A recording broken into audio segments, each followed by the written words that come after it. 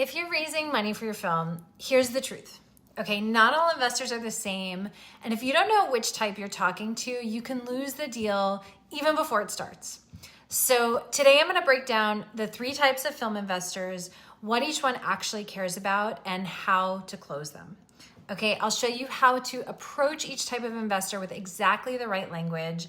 So instead of wasting time or scaring them off, you can finally start hearing yes. I'm Joyce Mishaan, a filmmaker, executive producer in TV and film for over 15 years and a career coach for storytellers. I've raised money for films, shows, creative projects, and I help creatives like you get your projects funded and made. So the first type of investor is the business investor. These are the investors who see your film as a business opportunity, and their number one question is, how is this movie going to make its money back? So to close them, you need to speak their language, which means talking about marketability and a clear distribution path. So this is not vague hopes. They want specifics. Who is the audience for this film? What genre is it in? And how has that genre performed at the box office or on streaming platforms?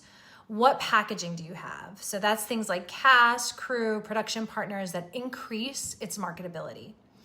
And most importantly, what's the distribution strategy? So when you talk to a business investor, you need to show a roadmap for return on investment. How will the money flow back? On what timeline? Through what deals?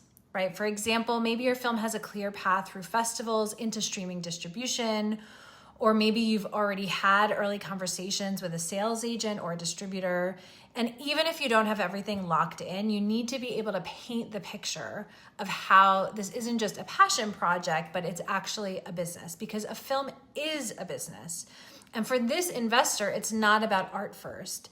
It's about, does the business model make sense? And do I trust this filmmaker and this team to execute on it? The next type of investor is the personal champion. And this is a totally different type of investor. A personal champion isn't looking necessarily for a financial ROI, but they're motivated by impact, either for you as a filmmaker or for the cause your film represents. And if they're a personal champion of you, the conversation is all about how this project will elevate your career, your visibility, your opportunities. You want to show them how supporting this film is directly supporting your growth as a filmmaker. And maybe it's your first feature, or maybe it's the project that gets you into festivals where you'll connect with producers for your next film, right? And their satisfaction is going to come from knowing that they're helping you get to that next level. And if they're a family member or a close friend, then you can frame it as their support is what makes it possible for you to pursue your career fully, or their investment becomes part of your story of resilience and success. And if they're aligned more with the cause of your film, then it's about impact in terms of reach.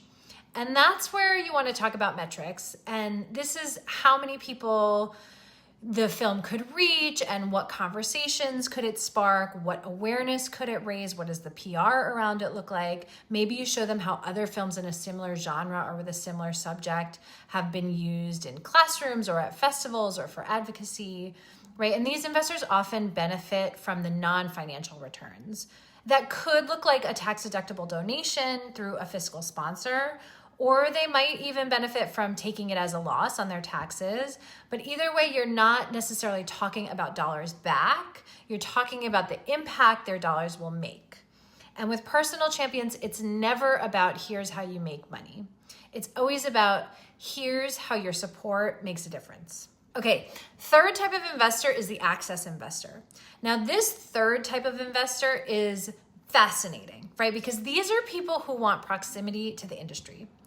And sometimes it's about access for themselves, like they want to be in and around the movie industry. Maybe they want to go to premieres and festivals and be around filmmakers or stars. Sometimes it's about access for someone else, like a parent who wants to give their kid a doorway into the industry.